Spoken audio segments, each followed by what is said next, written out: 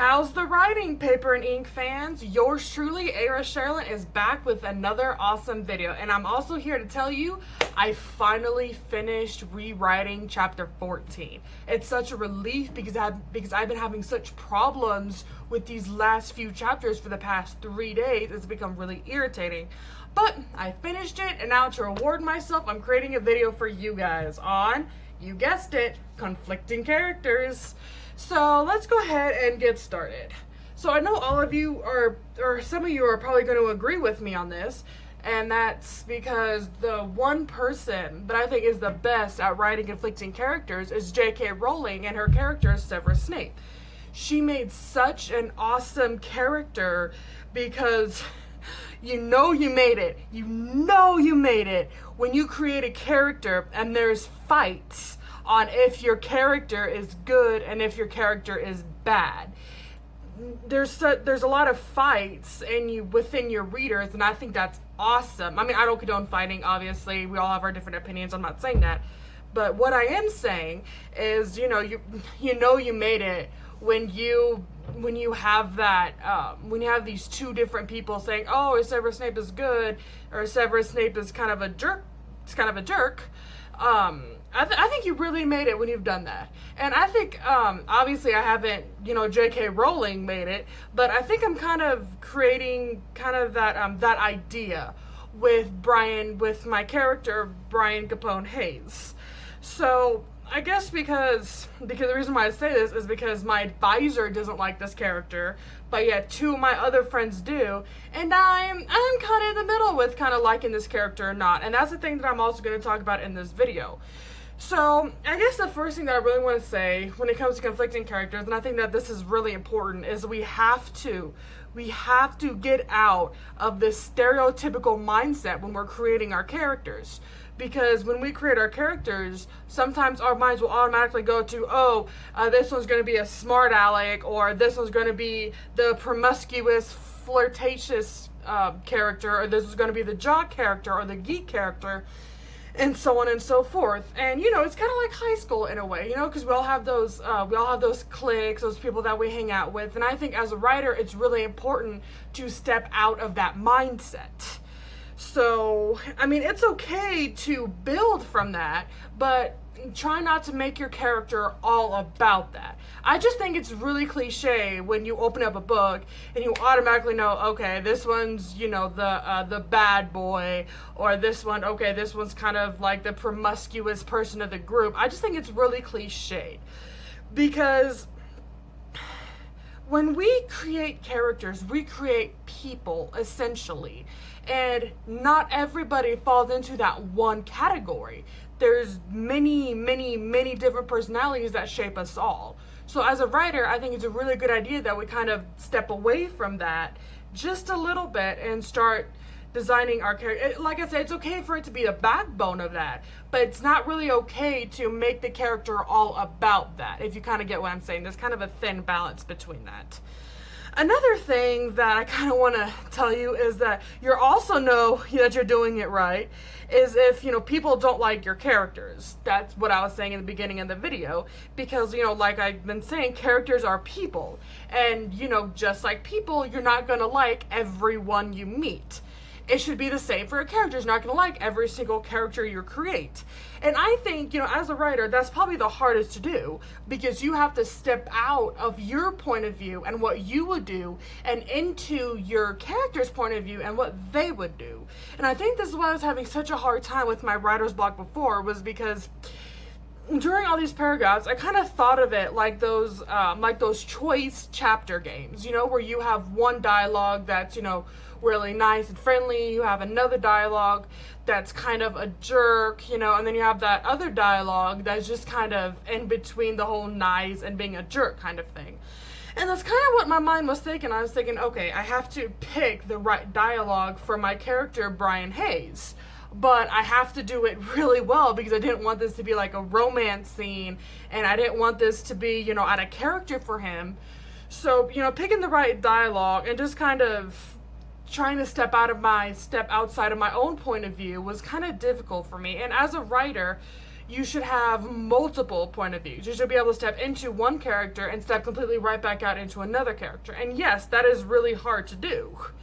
But, you know, so I'm kind of, this is why I'm here helping you, you know, with this conflicting characters video. So, you have to step out of yourself into their point of view. And I guess for the third tip that I have for you today is, so for me and my character, my conflicting character, of course, is Brian Hayes, and he's a bit of a spoiled person because he grew up in a very rich family. Now, I'm not saying flaws are important, don't get me wrong, but what I'm trying to go is I'm trying to go a little deeper into flaws. Like, is your character self-aware that he has this flaw? For my character, Brian Hayes, he's not fully self-aware until right around the middle to the end of the book. That's when he starts getting fully aware. But also, you know, if they are fully aware, do they just not care? Do they know if their flaw affects others? For Brian, he doesn't exactly know this flaw affects others until, you know, like I said, towards the middle to the end of the book. Then it's all right there out in the open. But this is the kind of thing that you kind of have to think about, because this really builds your character, not just with having flaws, but, you know, is your person aware of it? Does your person just not care, kind of thing? So I think that's really important to keep in mind. You know, does their flaw affect others? You know, things like that. The fourth thing that I want to talk about is there a turning point at which your conflicting character says enough is enough? Is there a turning point where, you know, everything that they grew up with, everything that they know about, they're finally starting to realize that this isn't right? And is there a turning point for that? And if it is, where is it? Are you describing the turning point beautifully? Because when I'm writing my second draft and I'm writing my my character Brian Hayes, I actually had to go back because he changes quite a lot in the book. And I have to figure out, you know, where exactly did that change take place? And am I writing it accurately? So that's the thing that you kind of have to figure out yourself, is if you're writing, you know, the turning point accurately. Or is there just no turning point and it's just a part of them? That could very well happen too. Also, you know, aside from a turning point, are they running from a past? Is this the reason why they want to change? Or you know, if not, if they don't want to change, you know, that's completely fine. It's your character, you know, you can do with it what you will. But like I said, just, you know, for the turning point is really important in a conflicting character. You know, even if you have it or not, or if not, you want to kind of detail, you know, why that person doesn't really want to change. And, you know, you don't exactly have to, as a writer, you don't have to, like I say, you don't have to like the reason yourself, but just, I don't know, just kind of correlate with that a little bit. And that's also another thing that I want to touch bases with you about, is the backstory. The backstory is a major part of a conflicting character because, like I said, you are now stepping into their point of view, and what you think and what all the other you know, readers will think will be very accurate if it's just in your character's point of view. And you can do that by creating a backstory. Like J.K. Rowling with Severus Snape was a major backstory there. I'm not saying, you know, hide your backstory everywhere in your book like she did. No, because trust me, I can't even do that. But no, just like kind of hint at it, you know, kind of throughout the book, kind of why is your character acting like this? Why did your character have this particular flaw? Why did your character want to change? And, you know, things like that. For me, it was kind of hard writing the backstory of Brian Hayes because it's just a little different, you know, because he's been in this point of view, you know, mostly his whole life, and now he has to try and readjust himself and to kind of step out. And for me as a writer, I kind of have to step out of my own point of view and into his with the whole backstory thing. So there's not really a whole formula for conflicting characters. This is just kind of what I figured in my own, this is kind of what I figured out in my own journey of being an author, was that there's a few things that, you know, you have to remember. Is that one, you can't like your character. Okay, well, I'm not saying you can't like your character. That came out wrong. What I'm saying was that you don't have to like your character. While it is true that characters are a part of you, it's just that whole idea, again, of stepping outside your point of view into someone else's, because, like I said before, we're not going to like everyone we meet. Why should it be the same, for characters?